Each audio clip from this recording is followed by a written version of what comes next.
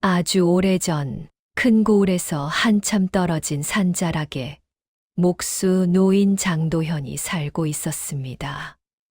그의 집은 마을 사람들도 쉽게 찾지 못하는 깊은 곳에 자리 잡고 있었죠.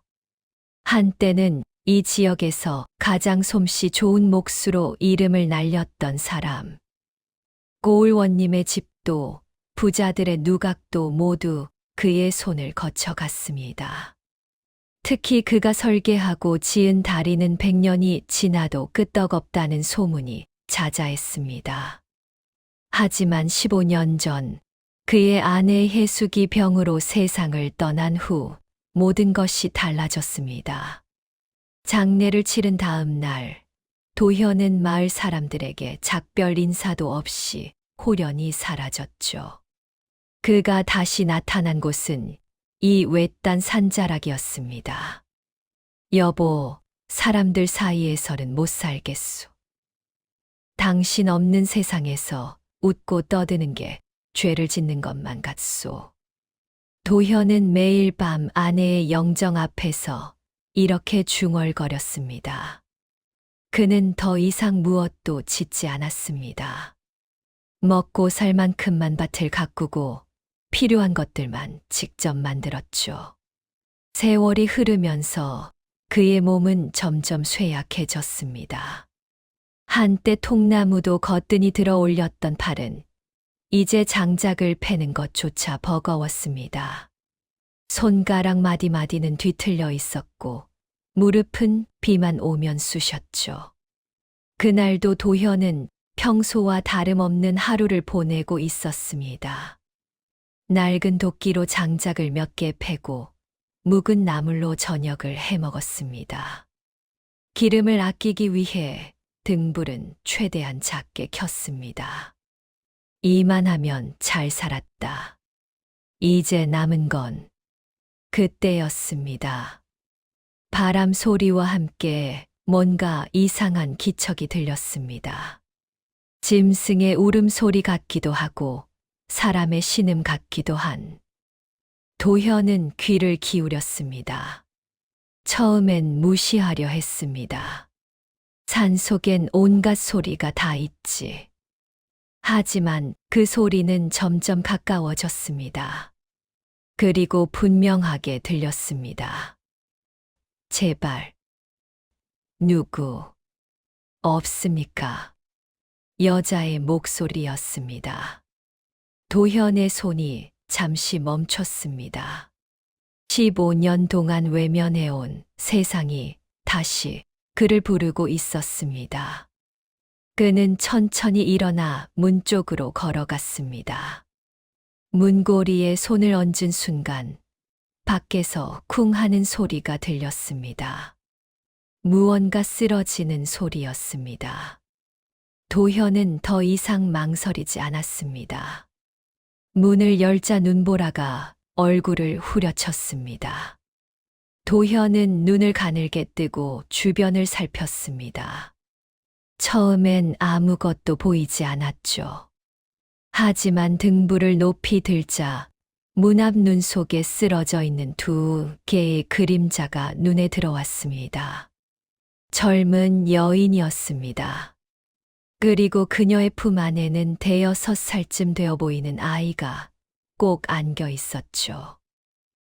이런. 도현은 재빨리 몸을 숙였습니다. 여인의 손은 얼음장처럼 차가웠고 입술은 파랗게 질려 있었습니다. 하지만 아직 숨은 붙어 있었죠. 아이는 더 심각해 보였습니다. 얼굴이 창백했고 미세하게 떨고만 있었습니다. 일어나시오. 정신 차리시오. 도현이 여인의 어깨를 흔들자 그녀의 눈꺼풀이 천천히 떨렸습니다. 그리고 간신히 눈을 뜬 여인은 도현을 보자마자 눈물을 흘리기 시작했습니다. 제발, 아이만. 여인의 목소리는 바람에 흩어질 듯 가늘었습니다. 그녀는 떨리는 손으로 품 안의 아이를 도현에게 밀어 보였습니다. 저는 괜찮습니다. 이 아이만 살려주세요. 헛소리 말고 둘 다 들어오시오. 도현은 여인의 말을 끊고 아이를 먼저 안아들었습니다. 아이의 몸은 놀랄 만큼 가벼웠습니다. 마치 앙상한 새끼새 같았죠. 아이를 안으로 들인 후 도현은 다시 나가 여인을 부축했습니다. 여인은 비틀거리며 간신히 일어섰습니다. 하지만 두어 걸음도 채 떼지 못하고 다시 무릎이 꺾였죠.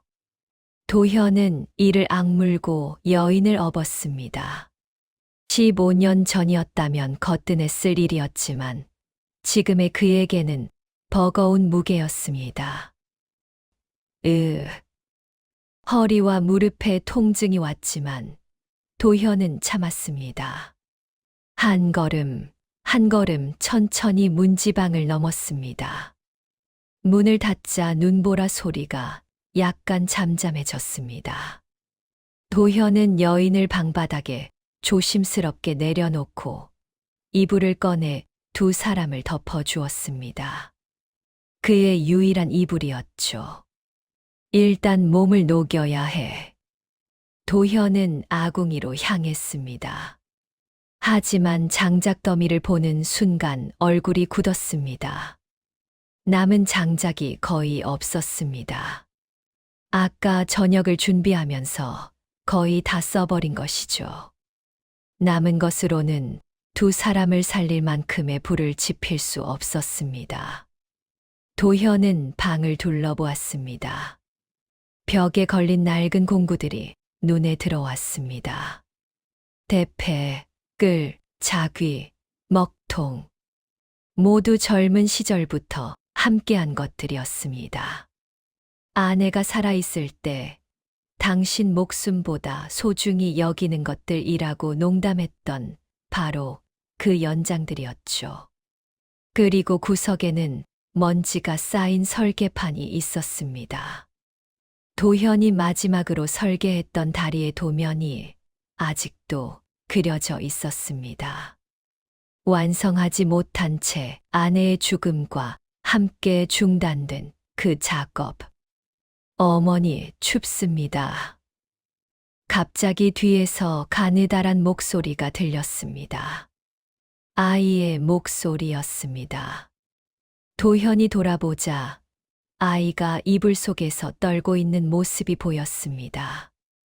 여인은 아이를 꼭 끌어안으며 자신의 체온으로라도 아이를 녹이려 애쓰고 있었죠.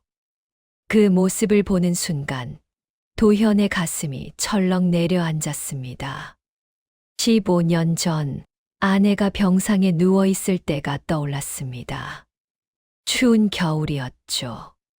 그때도 장작이 떨어져 가고 있었습니다. 도현은 밤새 산을 뒤져 나무를 구했지만 젖은 나무는 제대로 타지 않았습니다. 결국 아내는 그 겨울을 넘기지 못했죠. 이번엔 다르게 해야지. 도현은 천천히 공구 쪽으로 걸어갔습니다. 손을 뻗어 대패를 벽에서 떼어냈습니다. 30년을 함께한 대패였습니다. 손잡이에는 그의 손때가 그대로 남아 있었죠. 미안하네. 자네들. 도현은 대패를 아궁이 앞에 내려놓았습니다. 그리고 하나씩 천천히 모든 공구를 가져왔습니다. 마지막으로 설계판까지. 손이 떨렸습니다. 이것들은 단순한 연장이 아니었습니다. 그의 인생 그 자체였고 아내와 함께했던 시간의 증거였습니다. 하지만 도현은 망설임을 떨쳐냈습니다. 나무는 다시 자란다네. 그는 첫 번째 공구를 아궁이에 넣었습니다. 불길이 타오르기 시작했습니다. 도현은 무표정한 얼굴로 하나씩 연장들을 불 속에 넣었습니다. 내 배가 타들어갔고 끓이 불에 그을렸습니다. 나무 손잡이에서 연기가 피어오르며 방 안에 타는 냄새가 퍼졌죠. 이게 무슨 여인이 희미한 목소리로 중얼거렸습니다. 그녀는 흐릿한 정신 속에서도 도현이 무엇을 하고 있는지 알아차린 듯 했습니다. 저 때문에 소중한 것들을 입 다물고 가만히 계시오. 도현의 목소리는 무뚝뚝했지만 그의 손은 떨리고 있었습니다. 설계판을 들어 올렸을 때는 잠시 동작이 멈췄죠. 판 위에는 아직도 붓으로 그린 정교한 선들이 남아 있었습니다. 여보, 이 다리가 완성되면 우리 함께 건너봅시다. 당신 손 꼭 잡고 천천히. 아내에게 했던 약속이 떠올랐습니다. 하지만 그 다리는 영원히 완성되지 못했죠. 미안하오, 여보.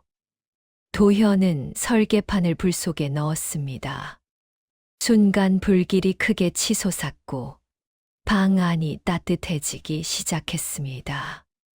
아이의 떨림이 조금씩 가라앉았습니다. 파랗게 질렸던 입술에도 조금씩 색이 돌아왔죠. 여인도 거친 숨을 몰아쉬며 천천히 의식을 되찾기 시작했습니다. 도현은 부엌으로 가서 물을 데웠습니다. 남아있던 마른 나물과 곡식을 넣어 죽을 끓였죠. 오래 굶은 사람에게는 미음이 최고라고 아내가 말했던 것이 기억났습니다. 1시간쯤 지났을까. 여인이 완전히 정신을 차렸습니다. 그녀는 천천히 몸을 일으켜 아이를 확인했습니다. 아이는 여전히 잠들어 있었지만 숨소리는 안정적이었죠. 살아났구나. 하람아. 여인의 눈에서 눈물이 주르르 흘러내렸습니다. 그녀는 떨리는 손으로 아이의 이마를 쓰다듬었습니다. 도현이 죽을 담은 그릇을 내밀었습니다. 일단 이거라도 드시오. 감사합니다. 정말 어떻게 보답해야 할지. 보답은 필요 없소. 그냥 살아만 계시오. 여인은 떨리는 손으로 죽을 한 술 떠서 입에 넣었습니다. 그리고 눈을 감았습니다. 눈물이 뺨을 타고 흘러내렸죠. 제가 얼마나 멀리 달려왔는지 모릅니다. 사흘째, 아니, 나흘째인지도 모르겠습니다. 그냥 무작정 도망쳤습니다. 뒤도 돌아보지 않고 천천히 드시오. 말은 나중에 해도 되니. 하지만 여인은 멈추지 않았습니다. 마치 토해내지 않으면 견딜 수 없다는 듯이 말을 이어갔죠. 이 아이 아버지는 좋은 사람이었습니다.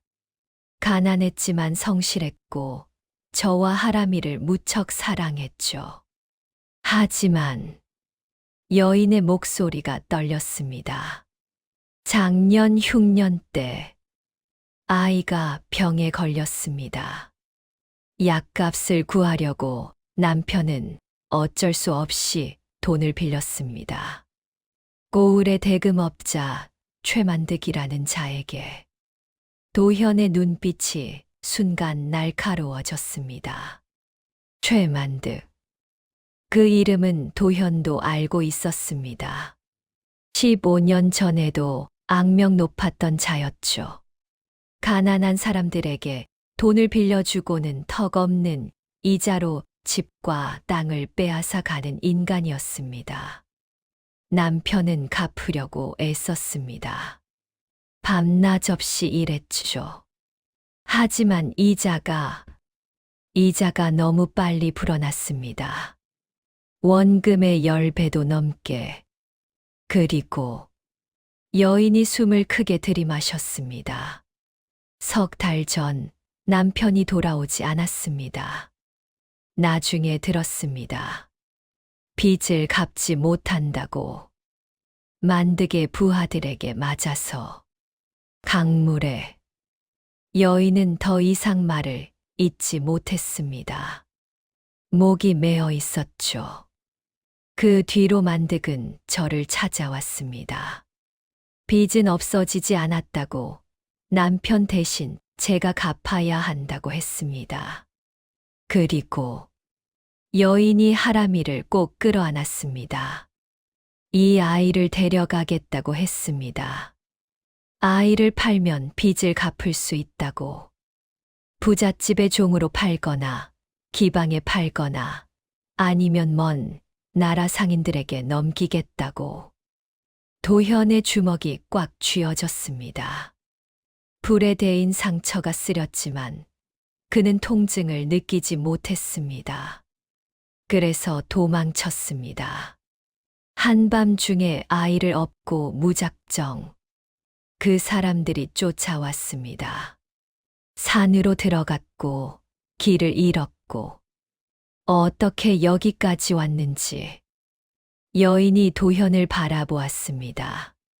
그녀의 눈에는 두려움과 절망, 그리고 희미한 희망이 뒤섞여 있었죠. 그들이 저희를 찾을 겁니다. 만득은 절대 포기하지 않습니다. 제발, 제발 하람이만이라도, 이 아이만이라도, 또 그 소리요. 도현이 짧게 말했습니다. 둘 다 살릴 거요. 그러니 그런 소리 말고 죽이나 먹으시오. 여인은 도현을 멍하니 바라보았습니다. 그녀는 지난 몇 달간 단 한 명도 자신의 편이 되어준 사람을 만나지 못했습니다. 마을 사람들은 모두 만득을 두려워해 외면했고, 심지어 친척들조차 문전박대했죠. 하지만 이 낯선 노인은 달랐습니다. 왜 저희를? 이유가 필요하오? 도현이 불을 바라보며 조용히 말했습니다. 나무는 다시 자라지만 사람은 그렇지 않소. 특히 그가 잠든 하람이를 바라보았습니다. 아이는 더욱 그렇지. 그 순간 밖에서 개 짖는 소리가 희미하게 들렸습니다. 여인의 얼굴이 순식간에 창백해졌죠. 저들이 벌써 아직 멀었소. 도현이 침착하게 말했습니다. 하지만 그의 눈빛은 이미 무언가를 결심한 사람의 것이었습니다. 그는 벽장을 열고 오래된 도끼를 꺼냈습니다. 날이 무뎌진 도끼였지만 그의 손에 쥐어지자 묘한 위압감이 느껴졌죠. 오늘 밤은 아무 일도 일어나지 않을 거요. 도현의 목소리는 낮고 단호했습니다. 내가 보장하겠소. 다행히 그날 밤 추격자들은 나타나지 않았습니다. 개 짖는 소리는 점점 멀어졌고 새벽이 되자 완전히 사라졌습니다. 눈보라가 모든 발자국을 지워버린 덕분이었죠. 도현은 밤새 문 앞을 지키며 도끼를 무릎에 올려놓고 있었습니다. 여명이 밝아올 무렵 하람이가 눈을 떴습니다. 어머니. 아이의 첫 마디였습니다. 여인은 아이를 끌어안고 한참을 울었습니다. 도현은 조용히 방을 나가 그들만의 시간을 주었죠. 그렇게 첫날이 지나갔습니다. 다음 날 여인 서유는 방에서 나와 도현에게 말했습니다.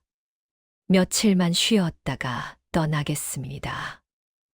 더 멀리, 아무도 찾을 수 없는 곳으로. 어디로 가실 작정이요? 도현의 질문에 서유는 대답하지 못했습니다. 사실 그녀에게는 아무런 계획도 없었죠. 그저 쫓기고 도망치고 숨는 것만 반복했을 뿐이었습니다. 갈 곳도 없으면서 무슨 소리요. 당분간 여기 머무시오. 하지만 이 산은 넓소. 길을 모르면 들어올 수도 없고 나가기도 어렵소. 당분간은 안전할 거요. 서유는 입술을 깨물었습니다. 이 낯선 노인에게 더 이상 폐를 끼치고 싶지 않았지만 현실적으로 선택의 여지가 없었습니다. 하람이는 아직 완전히 회복되지 않았고 자신도 기력을 되찾지 못한 상태였으니까요. 일주일만 신세 지겠습니다. 하지만 일주일은 열흘이 되었고 열흘은 한 달이 되었습니다. 처음 며칠간 서유는 조심스러웠습니다. 도현의 눈치를 살피며 최대한 존재감을 줄이려 했죠. 하지만 도현은 그녀가 생각했던 것과는 달랐습니다. 말수는 적었지만 무뚝뚝한 것은 아니었습니다. 필요한 것이 있으면 묻지도 않고 챙겨주었고, 하람이가 밤에 악몽을 꿀 때면 나무 조각으로 작은 장난감을 깎아 주기도 했죠. 서유는 점차 마음을 열기 시작했습니다. 도현이 밭일을 할 때면 함께 나가 거들었고, 집안일도 자연스럽게 맡아서 했습니다. 오랜만에 사람 사는 냄새가 나는 집이 되어갔죠. 하지만 서유는 자신의 과거에 대해서는 많은 것을 말하지 않았습니다. 남편과 빚 이야기는 했지만 그 이전의 삶에 대해서는 철저히 입을 다물었습니다. 어느 날 저녁 도현이 물었습니다. 아이 아버지는 어떤 사람이었소? 서윤의 손이 잠시 멈췄습니다. 그녀는 한참을 침묵하다가 조용히 대답했습니다. 좋은 사람이었습니다. 그것만 알아주시면 됩니다. 도현은 더 이상 묻지 않았습니다. 사람마다 말 못할 사연 하나쯤은 있는 법이지. 그는 속으로 생각했습니다. 자신에게도 아내를 잃은 후의 공백기가 있었고, 그 시간에 대해서는 누구에게도 말하고 싶지 않았으니까요. 한 달이 지나자 외딴 집은 완전히 다른 모습이 되었습니다. 서윤이 손질한 덕분에 집안은 깨끗해졌고 밭도 정돈되었습니다. 하람이는 건강을 완전히 회복했고 매일 집 주변을 돌아다니며 산에 익숙해졌죠. 도현은 처음으로 깨달았습니다. 혼자 사는 것과 함께 사는 것의 차이를. 밥을 먹을 때 누군가와 마주 앉는다는 것, 밤에 다른 사람의 숨소리를 듣는다는 것, 아침에 누군가가 잘 주무셨습니까? 라고 묻는다는 것. 그것들이 이렇게 큰 의미였다는 것을 그는 잊고 있었습니다. 어느 날 밤, 셋이 둘러앉아 저녁을 먹고 있을 때였습니다. 할아버지. 하람이가 처음으로 도현을 그렇게 불렀습니다. 아이는 그동안 도현을 어떻게 불러야 할지 몰라 그냥 말을 걸지 않고 있었죠. 할아버지는 왜 혼자 사세요? 서윤이 깜짝 놀라 아이를 말렸습니다. 하람아, 그런 걸 함부로. 괜찮소. 도현이 손을 들어 서윤을 진정시켰습니다. 그는 하람이를 바라보며 천천히 말했습니다. 할아버지도 한때는 할머니와 함께 살았단다. 하지만 할머니가 먼저 가셨지. 그래서 혼자가 편하다고 생각했어. 지금도 그렇게 생각하세요? 아이의 질문에 도현은 대답하지 못했습니다. 솔직히 말하자면 지금은 잘 모르겠었습니다. 한 달 전만 해도 확신했던 것들이 흔들리고 있었으니까요. 할아버지, 저희 여기 계속 있으면 안 돼요?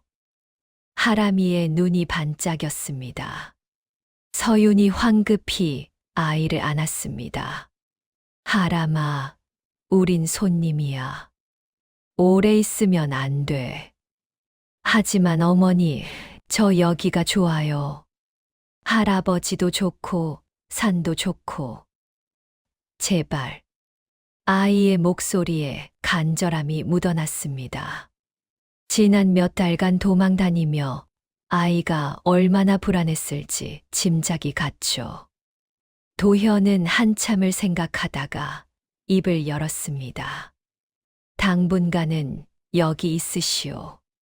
계절이 바뀌면 그때 다시 생각해 봅시다. 서윤의 눈이 커졌습니다.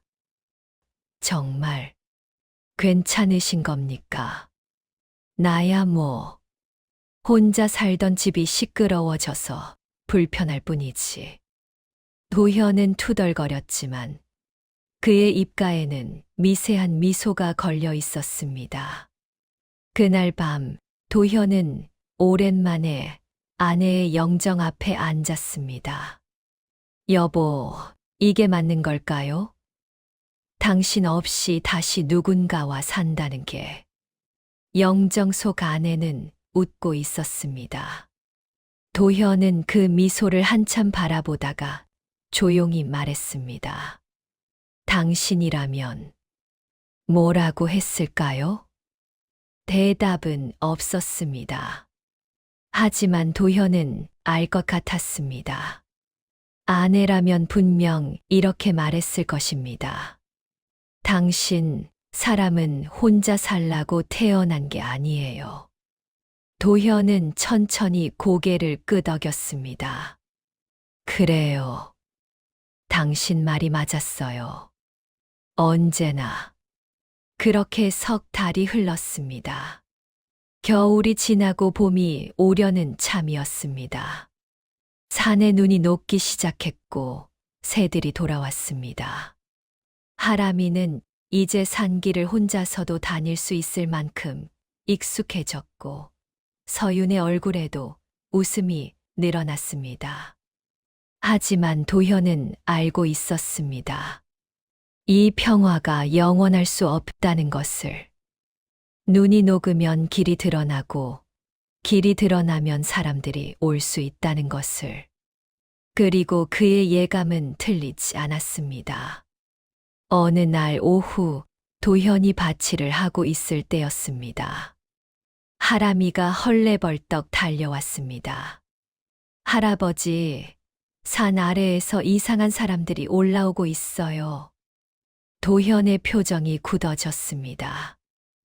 몇 명이나 되던가? 5, 아니 6명인 것 같아요. 그리고 개를 데리고 있었어요. 도현은 재빨리 일어났습니다. 마침내 그들이 온 것입니다. 집으로 돌아가자 서윤이 창문 너머로 산 아래를 바라보고 있었습니다. 그녀의 얼굴은 새하얗게 질려 있었죠. 만득의 부하들입니다. 틀림없어요. 서윤의 목소리가 떨렸습니다. 도망쳐야 해요. 지금 당장. 하지만 도현은 고개를 저었습니다. 이미 늦었소. 개가 냄새를 맡았다면 어디로 가든 따라올 거요. 그럼 어떻게? 서윤이 절망적인 표정으로 하람이를 껴안았습니다. 도현은 잠시 생각하다가 결심한 듯 말했습니다. 내가 저들을 상대하겠소. 그 사이에. 안 돼요. 할아버지 혼자서 어떻게. 하람이가 울음을 터뜨렸습니다. 도현은 아이의 머리를 쓰다듬었습니다. 괜찮다, 하람아. 할아버지는. 그때였습니다. 문을 두드리는 소리가 들렸습니다. 거기 누구 없소. 거친 남자의 목소리였습니다. 우린 사람을 찾고 있소. 젊은 여자와 아이 말이오. 여기 지나간 적 있소. 도현은 서윤과 하람이를 안쪽 방으로 밀어 넣었습니다. 숨어 있으시오. 절대 소리 내지 말고. 그리고 천천히 문으로 걸어갔습니다. 그의 눈빛에는 무언가 단단한 결의가 서려 있었습니다. 도현은 천천히 문을 열었습니다. 문 밖에는 6명의 사내가 서 있었습니다. 모두 험상궂은 얼굴에 몽둥이와 칼을 차고 있었죠. 그들 뒤로는 큰 개 2마리가 계속해서 집 쪽으로 코를 킁킁거리고 있었습니다. 누구시오? 도현이 무뚝뚝하게 물었습니다. 사내 중 하나가 비웃듯 말했습니다. 영감, 우린 최만등 나리의 사람들이오. 도망친 계집년과 자식을 찾고 있소. 이 사내는 나 혼자 사오. 그런 사람 본 적 없소. 그래요? 사내가 의심스러운 눈초리로 도현을 위아래로 훑었습니다. 그리고 뒤를 돌아보며 동료들에게 말했습니다. 이상한데 걔들이 계속 이 집만 보고 있잖아. 다른 사내가 도현을 밀치고 안을 들여다보려 했습니다. 잠깐만 안을 봐야겠소. 안 된다. 도현이 문을 막아섰습니다. 사내의 얼굴이 일그러졌습니다. 영감, 협조 안 하면 다치오. 순순히 비켜. 내 집인데 내가 왜 비켜야 하오? 이 고집불통 영감이. 사내가 도현의 멱살을 잡으려는 순간이었습니다. 여기 있습니다. 안에서 서윤의 목소리가 들렸습니다. 도현이 놀라 뒤를 돌아보자 서윤이 하람이의 손을 잡고 나오고 있었습니다. 서윤 씨, 왜? 됐습니다, 어르신. 더 이상 폐를 끼칠 수 없어요. 서윤의 목소리는 의외로 침착했습니다. 하지만 그녀의 손은 하람이를 꽉 쥐고 있었고 온몸이 미세하게 떨리고 있었죠. 사내들이 비웃으며 말했습니다. 거봐, 숨어 있었잖아. 영감, 괜히 거짓말하고 그랬어. 우리 사정은 이 어르신과는 상관없는 일입니다. 가겠습니다. 서윤이 하람이를 이끌고 사내들 쪽으로 걸어가려 했습니다. 하지만 도현이 그녀의 팔을 잡았습니다. 안 돼요. 가면 안 돼. 어르신. 이미 충분히 신세 졌습니다. 이 이상은 할아버지. 하람이가 울먹이며 도현을 바라보았습니다. 그 순간 도현의 가슴이 철렁 내려앉았습니다. 사내들 중 리더로 보이는 자가 앞으로 나섰습니다. 그는 다른 사내들보다 나이가 많았고 얼굴에는 긴 흉터가 있었죠. 자, 이제 순순히 따라오시오. 만등 나리께서 기다리고 계시니 저 혼자 가겠습니다. 아이는? 아이? 아이도 같이 가야지. 흉터 남자가 음흉하게 웃었습니다. 만등 나리께서 특별히 그 꼬마를 보고 싶어 하시거든. 귀한 손님께 팔 수 있는 물건인지 직접 확인하고 싶으시대. 안 돼요. 제발, 저만 데려가세요. 서윤이 무릎을 꿇었습니다. 하지만 흉터 남자는 코웃음을 쳤습니다. 당신 혼자로는 빚을 못 갚소. 그 꼬마를 팔아야 남편이 진 빚이 정리된단 말이오. 제발, 제발요. 무슨 일이든 할게요. 평생 일해서 갚을게요. 시끄러. 더 떠들면 혀를 자를 줄 알아. 흉터 남자가 고함을 질렀습니다. 그리고 부하 중 하나에게 고개짓을 했죠. 저 꼬마 잡아. 사내가 하람이에게 손을 뻗었습니다. 서윤이 비명을 지르며 아이를 끌어안았지만 사내는 거칠게 서윤을 밀쳐냈습니다. 서윤이 바닥에 쓰러졌습니다. 어머니! 하람이가 울부짖었습니다. 사내가 아이의 팔을 움켜잡았습니다. 바로 그때였습니다. 퍽! 둔탁한 소리와 함께 사내가 비틀거렸습니다. 도현이 나무 몽둥이로 사내의 뒤통수를 내리친 것이었죠. 이 영감이 미쳤나? 흉터 남자가 소리쳤습니다. 다른 사내들이 일제히 도현에게 달려들었습니다. 도현은 싸움꾼이 아니었습니다. 늙은 목수일 뿐이었죠. 하지만 그는 물러서지 않았습니다. 몽둥이를 휘둘러 한 명을 더 쓰러뜨렸고 발로 차서 또 한 명을 밀어냈습니다. 하지만 상대는 6명이었습니다. 결국 도현은 여러 대의 주먹과 발길질에 쓰러졌습니다. 입에서 피가 흘러나왔고 갈비뼈 어딘가가 부러진 것 같았죠. 할아버지, 하람이가 절규하며 사내의 손에서 빠져나와 도현에게 달려갔습니다. 하람아, 안 돼. 도망쳐.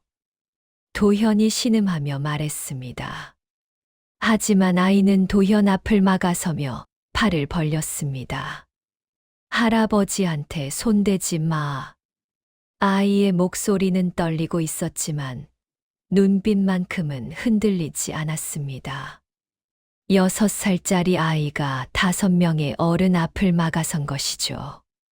흉터 남자가 헛웃음을 터뜨렸습니다. 이 어린 게 제법 배짱이 있네. 좋아, 그렇게 나오면. 그가 칼을 뽑아 들었습니다. 이 영감을 직접 죽이는 걸 보여주지. 그러면 순순히 따라오겠지. 안 돼. 서윤이 비명을 질렀습니다. 흉터 남자가 칼을 지켜들었습니다. 바로 그때였습니다. 멈춰라. 산 아래에서 우렁찬 목소리가 울려 퍼졌습니다. 모두가 그쪽을 돌아보았습니다. 관복을 입은 사내 하나가 관병 10여 명을 이끌고 올라오고 있었습니다. 포졸들이 횃불을 들고 있었고 그들 뒤로는 최만득이 있었습니다. 통통한 체구에 비단옷을 입은 중년 남자. 얼굴에는 탐욕스러운 미소가 번져 있었죠. 오, 이게 누구야? 드디어 찾았구나, 서윤. 만득의 목소리는 기름기가 흘렀습니다. 그는 천천히 계단을 올라왔습니다. 고생이 많았어, 얘들아. 내가 직접 왔지. 흉터 남자가 고개를 숙였습니다. 날이 이 영감이 방해를. 영감. 만득이 도현을 내려다보았습니다. 그리고 갑자기 눈을 크게 떴습니다. 이거 장도현 아니야? 도현이 피를 뱉으며 만득을 올려다보았습니다. 최만득. 얘놈. 세상에 장도현이 맞네. 15년 만이지. 어디 갔나 했더니 이런 산골에 숨어 있었구만. 만득이 비웃었습니다. 그때 내 집 짓기 싫다고 도망간 거 기억나? 그때 내가 뭐라고 했지? 언젠가 다시 만나면 대가를 치르게 하겠다고 했지. 도현과 만득 사이에는 오래된 악연이 있었습니다. 15년 전 만득은 도현에게 자신의 저택을 지어달라고 요구했습니다. 하지만 그 저택은 마을 공동묘지를 헐고 지으려는 것이었죠. 도현은 거절했고 만득은 협박했습니다. 결국 도현은 이를 거부하고 마을을 떠났습니다. 그리고 얼마 후 아내가 세상을 떠났죠. 내 놈 때문에 내 아내가 도현의 목소리에 원한이 서려 있었습니다. 만득은 재미있다는 듯 웃었습니다. 아직도 그 일을 원망하고 있어. 그거야 내가 고집을 부린 대가지. 내 탓이 아니야. 만득이 하람이를 보았습니다. 그의 눈이 번뜩였습니다. 오호, 이 아이가 그 유명한 하람이로구나. 소문대로 눈빛이 범상치 않네. 그가 하람이에게 다가갔습니다. 아이는 여전히 도현 앞을 막아서고 있었죠. 꼬마야, 너 이름이 뭐니? 하람이는 대답하지 않았습니다. 하지만 그의 눈은 만득을 똑바로 바라보고 있었습니다. 만득은 그 눈빛을 보고 흥미로워했습니다. 겁도 없구나. 좋아, 아주 좋아. 이 정도 배짱이면. 그가 돌아서서 관복 입은 사내에게 말했습니다. 현감날이 보셨습니까? 이 영감이 제 사람들을 폭행했습니다. 이건 명백한 범죄 아닙니까? 관복 입은 사내, 즉 현감이 난처한 표정으로 말했습니다. 하지만 최대인, 이 노인이 먼저 공격한 건 아닌 것 같은데. 현감 나리, 만득의 목소리가 낮아졌습니다. 작년에 제가 현감 나리께 얼마나 기부를 했는지 기억하십니까?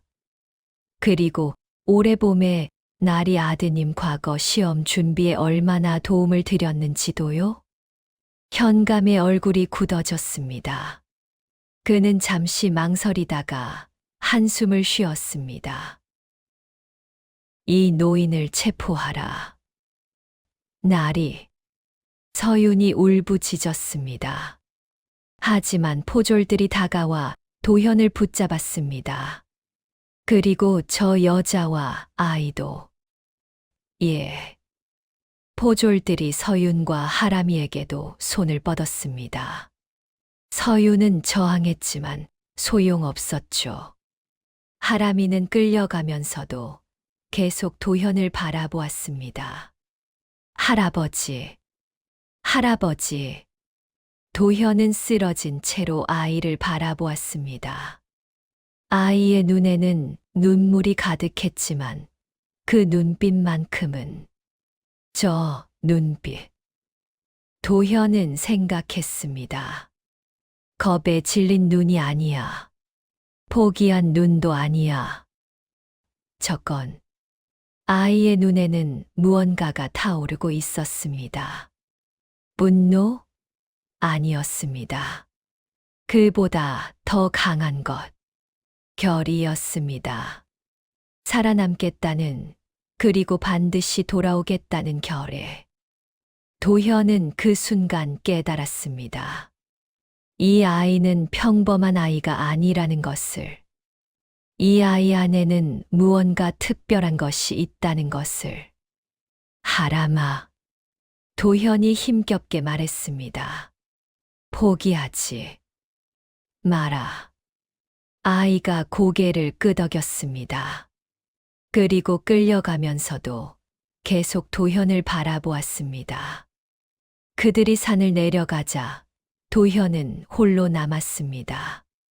부서진 몸으로 눈 속에 쓰러진 채. 하지만 그의 눈빛만큼은 꺼지지 않았습니다. 내가 살려야 해. 도현은 이를 악물었습니다. 저 아이들을 구해야 해. 도현은 눈 속에서 얼마나 누워 있었을까요? 의식이 흐릿해졌다가 다시 또렷해지기를 반복했습니다. 몸 곳곳에서 통증이 밀려왔지만 그는 이를 악물고 일어났습니다. 부러진 갈비뼈가 숨을 쉴 때마다 비명을 지르는 것 같았죠. 아직 끝나지 않았어.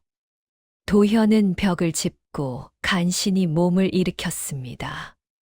집 안으로 들어가 천으로 갈비뼈 부분을 단단히 동염했습니다. 응급처치였지만 없는 것보다는 나았죠. 그리고 벽장 깊숙한 곳에서 오래된 보자기 하나를 꺼냈습니다.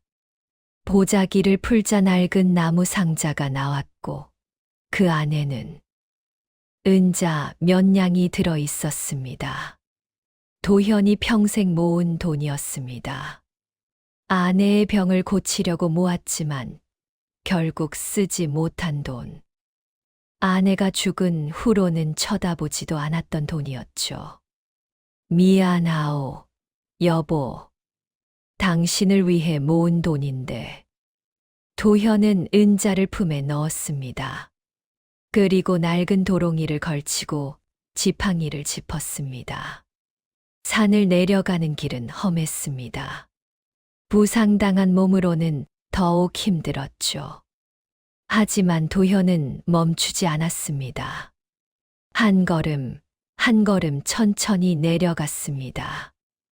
해가 질 무렵 도현은 마침내 고을에 도착했습니다. 15년 만에 보는 고을은 많이 변해 있었습니다. 건물들이 늘어났고 사람들도 많아졌죠. 하지만 어떤 것들은 변하지 않았습니다. 특히 고을 중심부에 우뚝 솟은 저택. 최만득의 집이었습니다. 도현은 저택 주변을 천천히 돌아보았습니다. 높은 담장으로 둘러싸여 있었고 정문에는 사내 둘이 지키고 있었죠. 쉽게 들어갈 수 있는 곳이 아니었습니다. 정면으로는 불가능해. 도현은 뒷골목으로 향했습니다. 저택 뒤편에는 하인들이 드나드는 작은 문이 있을 것이라고 예상했죠. 그때였습니다. 당신. 누군가 도현을 불렀습니다. 돌아보니 중년 여인이 서 있었습니다. 얼굴에 주름이 깊게 패였지만 어딘가 낯익은 얼굴이었죠.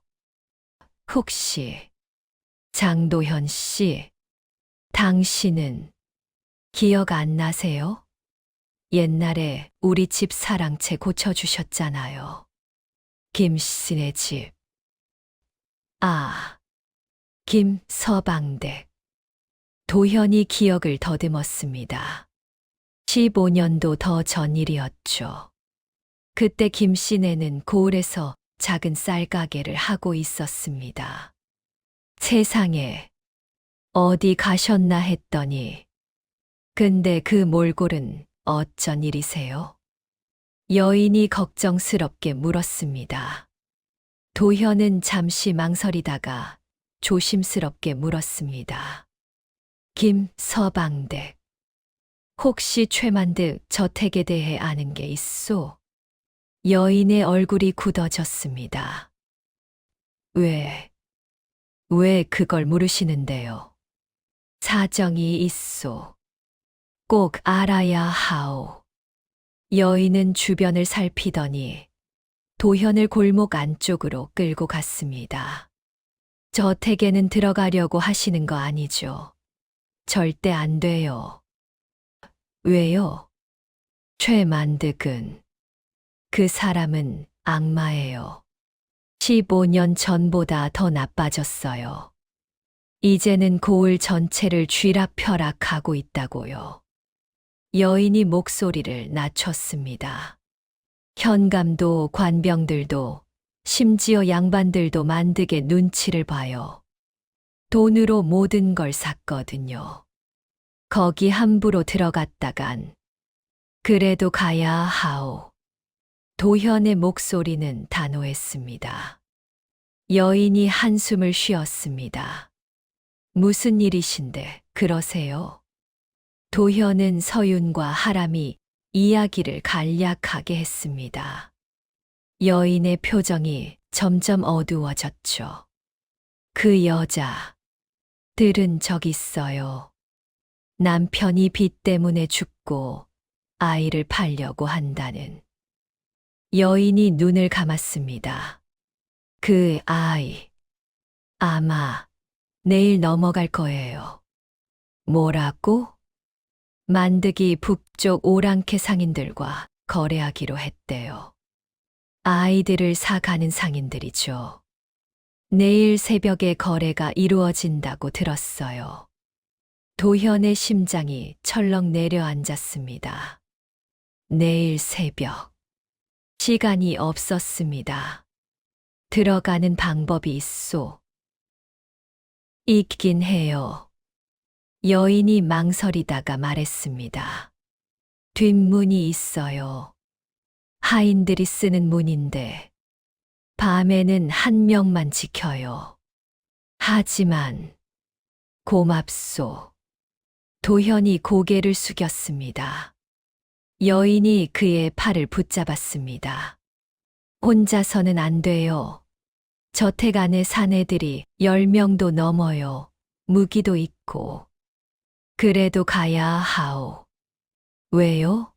왜 그렇게까지? 도현은 잠시 침묵했습니다. 그리고 조용히 말했습니다. 그 아이가 나를 할아버지라고 불렀소. 여인의 눈이 커졌습니다. 15년 동안 아무도 나를 그렇게 부른 사람이 없었소. 그 아이의 눈빛을 봤을 때 나는 알았소. 이 아이는 살아야 한다고. 내가 살려야 한다고.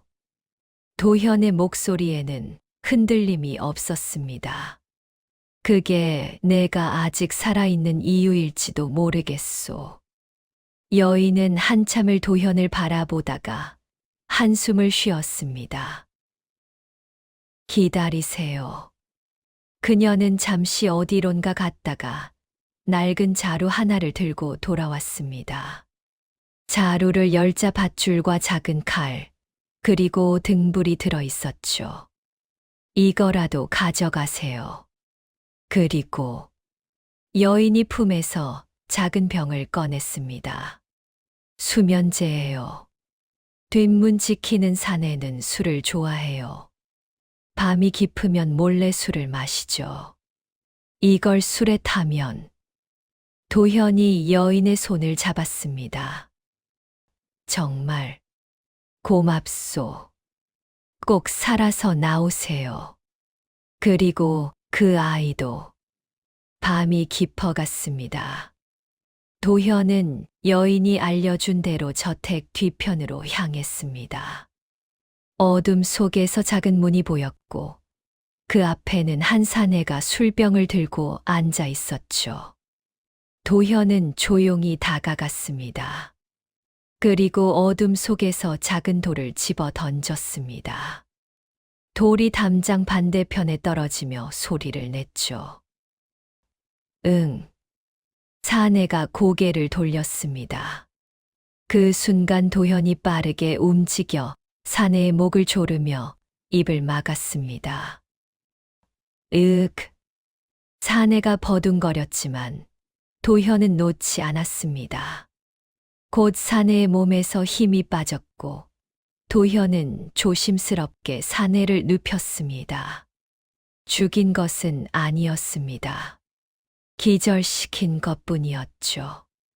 도현은 사내의 옷을 벗겨 입었습니다. 그리고 뒷문을 열고 조심스럽게 안으로 들어갔습니다.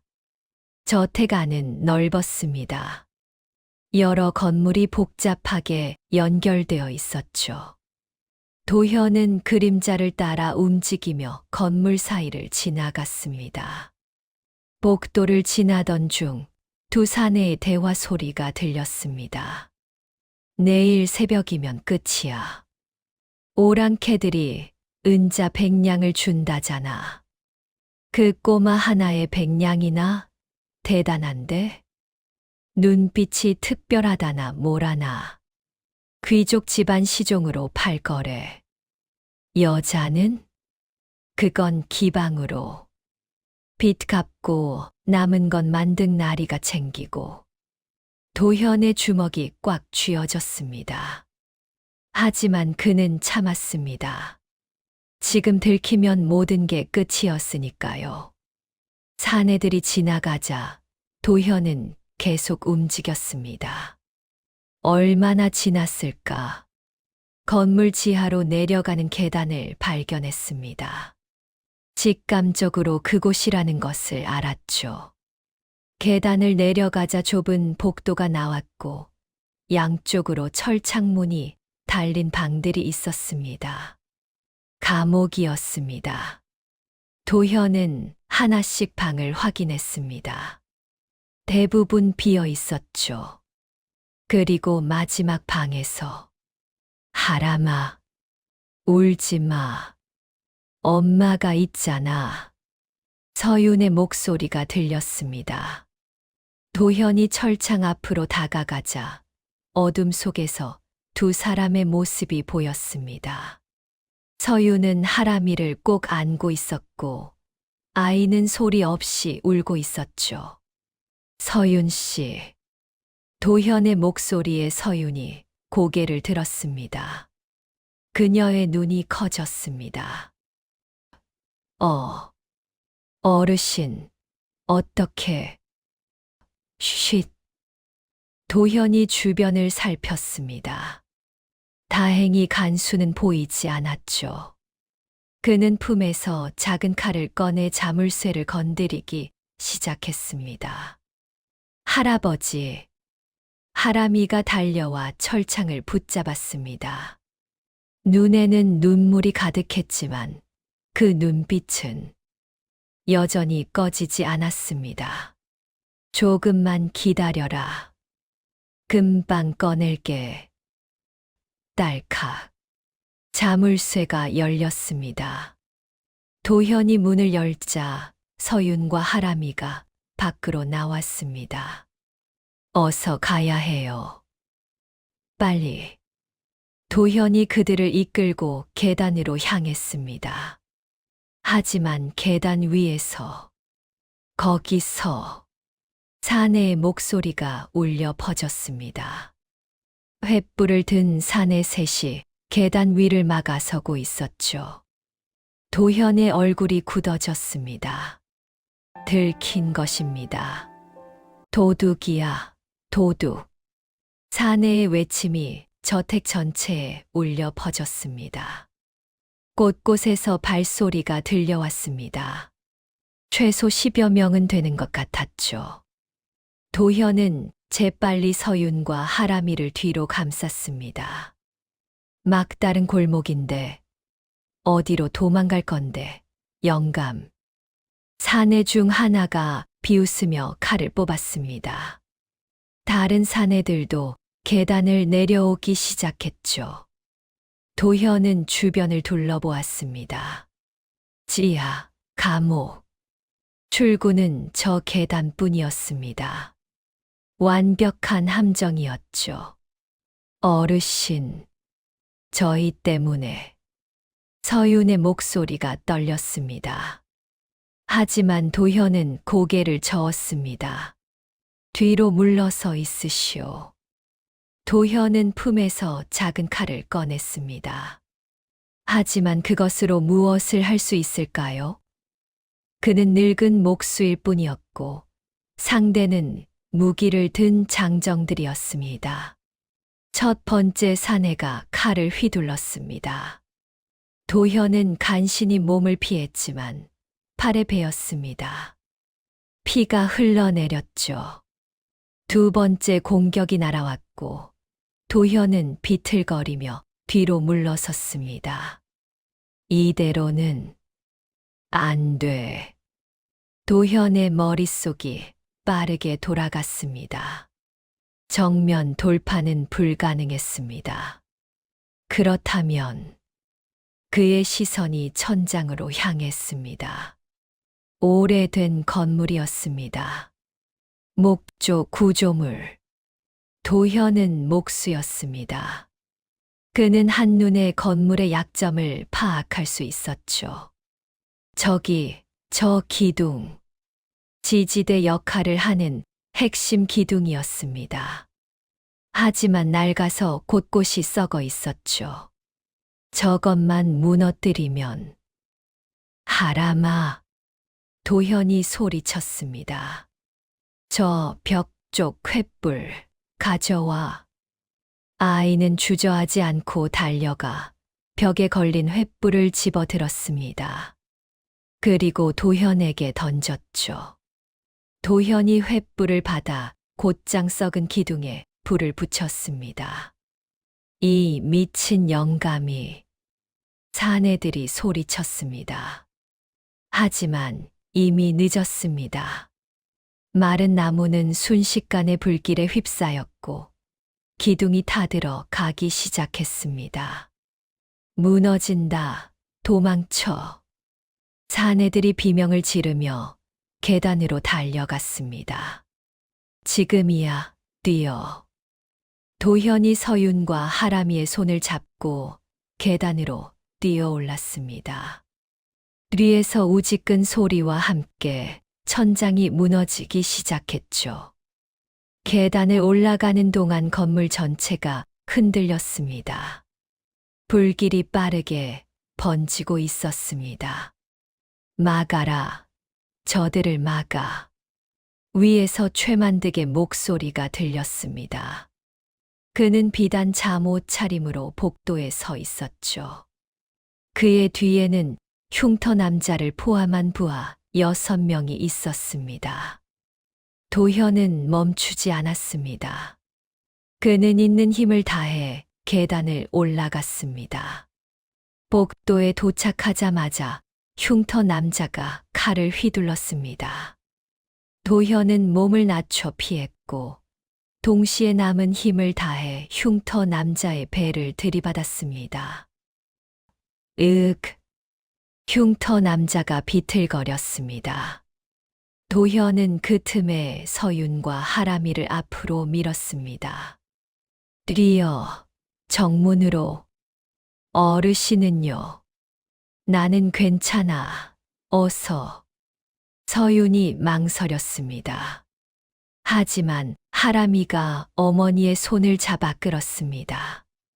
어머니, 빨리. 두 사람이 복도를 따라 달려가기 시작했습니다.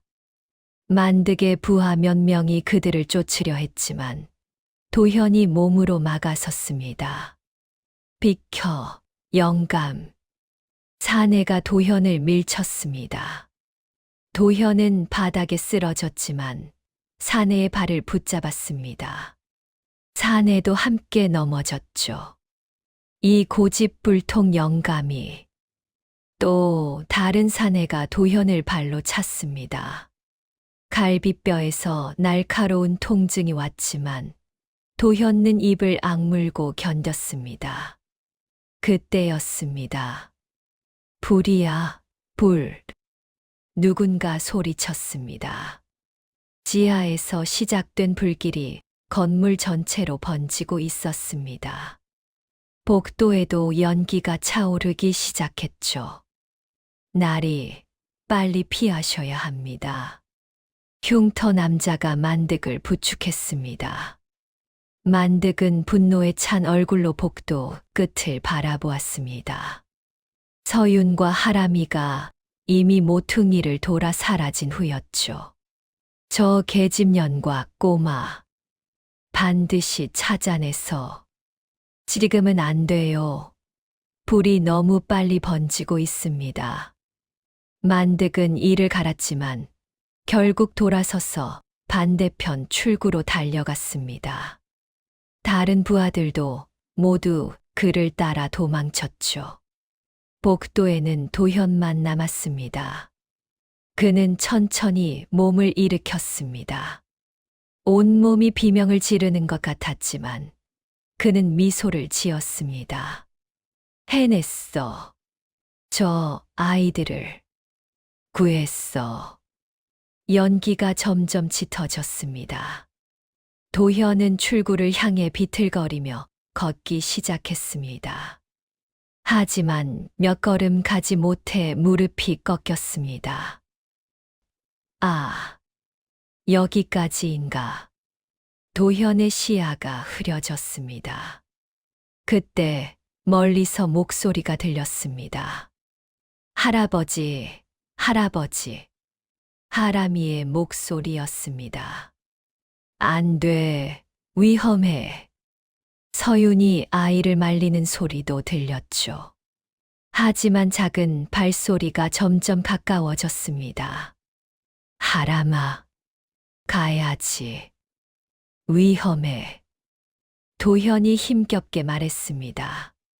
하지만 하람이는 도현의 팔을 붙잡았습니다. 싫어요. 할아버지 없이는 안 가요. 아이의 목소리는 울먹이고 있었지만 힘이 있었습니다.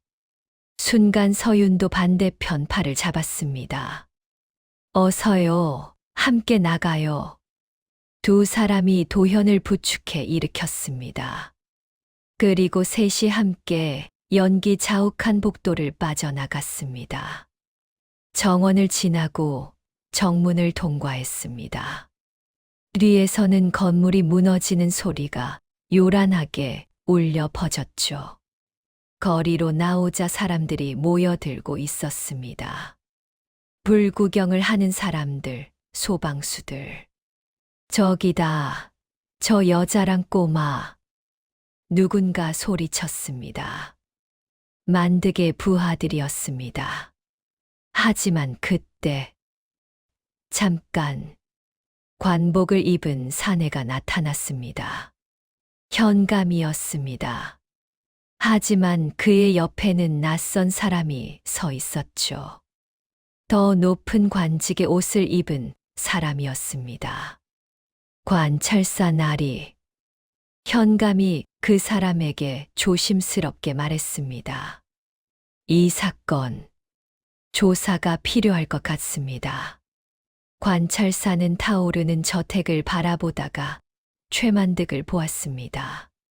최대인. 많은 소문을 들었소. 불법적인 인신매매, 고리대금. 이번 기회에 제대로 조사해야 할 것 같소. 만득의 얼굴이 창백해졌습니다. 그게... 현감. 관찰사가 현감을 불렀습니다. 최만득과 그 부하들을 당장 체포하시오. 그리고 이 고을의 모든 장부를 압수하시오. 예. 현감은 어쩔 수 없이 고개를 숙였습니다. 포졸들이 만득과 그의 부하들을 포박하기 시작했죠. 안 돼.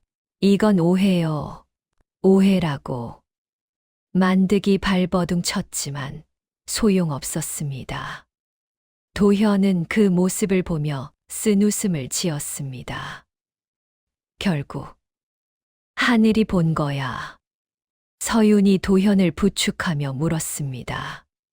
어르신, 이제 어떻게 하죠? 도현은 잠시 생각했습니다. 그리고 하람이를 내려다보았습니다. 아이는 여전히 도현의 손을 꼭 잡고 있었습니다. 그 눈빛은 더 이상 두려움이 아니었습니다. 신뢰였습니다. 집으로 돌아갑시다. 우리 집으로. 우리 집이요? 서윤의 눈에 눈물이 맺혔습니다. 그래요. 이제 당신들의 집이기도 하니까. 그로부터 몇 년이 흘렀습니다. 최만득은 모든 죄가 밝혀져 귀양을 갔고 그의 재산은 빚에 시달리던 사람들에게 나누어졌습니다. 서윤의 빚도 완전히 청산되었죠. 하람이는 훌쩍 자랐습니다. 그는 도현에게 목수 일을 배우기 시작했고 놀라운 재능을 보였습니다. 하지만 더 놀라운 것은 다른 것이었습니다. 아이는 사람을 읽을 줄 알았습니다. 누가 아프면 알았고 누가 슬프면 다가가 위로했습니다. 마을 사람들은 하람이를 산 아래의 작은 의원이라고 부르기 시작했죠. 어느 날 도현이 하람이에게 물었습니다. 하람아, 넌 나중에 뭐가 되고 싶으냐? 저요? 하람이가 환하게 웃었습니다. 사람을 살리는 사람이 되고 싶어요. 할아버지처럼요. 할아버지는 사람을 살린 적이 살렸어요. 하람이가 도현의 손을 잡았습니다. 저와 어머니를요. 그리고 할아버지 자신도요. 도현의 눈시울이 붉어졌습니다. 그날 밤 도현은 오랜만에 아내의 영정 앞에 앉았습니다. 여보, 당신 말이 맞았소. 사람은 혼자 살라고 태어난 게 아니었소. 그는 미소 지었습니다. 이제야 알겠소. 세월은 더 흘러 도현은 세상을 떠났습니다. 하지만 하람이는 약속을 지켰습니다. 그는 의원이 되어 많은 사람을 구했고, 특히 가난하고 병든 사람들을 외면하지 않았죠. 그리고 그가 처음 진료소를 연 곳은 도현의 외딴 집이었습니다. 그곳에서 하람이는 매일 밤 등불을 켰습니다. 눈 오는 밤에도, 비 오는 밤에도 항상 등불은 켜져 있었죠. 사람들은 말했습니다. 산 아래에 가면 꺼지지 않는 등불이 있다네. 길 잃은 사람들을 기다리는 등불이라지. 그 등불을 따라가면 누구든 구원받을 수 있대. 그리고 그 이야기는 오늘까지 전해져 내려옵니다. 눈길에 남은 등불. 그것은 단순한 불빛이 아니었습니다. 한 노인의 희생, 한 아이의 감사, 그리고 사람이 사람을 살린다는 것의 의미. 그 모든 것이 담긴 빛이었습니다. 그리고 그 빛은 오늘도 어딘가에서 여전히 타오르고 있습니다. 이야기는 여기까지입니다. 산은 다시 고요해졌고, 길은 아직 끝나지 않았지만, 누군가는 다시 걸을 힘을 얻었습니다. 세상은 늘 약한 사람에게 먼저 등을 돌리지만, 때로는 한 번의 선택, 한 번의 눈빛이 사람의 삶을 바꾸기도 하지요. 오늘 들으신 이야기가 잠자리에 드는 여러분 마음에도 작은 등불 하나가 되었기를 바랍니다. 이 채널에서는 이렇게 조용히 마음을 덮어주는 옛날 이야기들을 계속 전해드릴 예정입니다. 이야기가 마음에 남으셨다면 구독과 좋아요로 다음 이야기를 함께 해주세요. 여러분의 하루 끝에 항상 편안한 이야기가 머물 수 있도록 정성껏 준비하겠습니다. 지금 이 순간 아무 걱정 내려놓으시고 편안한 밤 보내세요. 고맙습니다.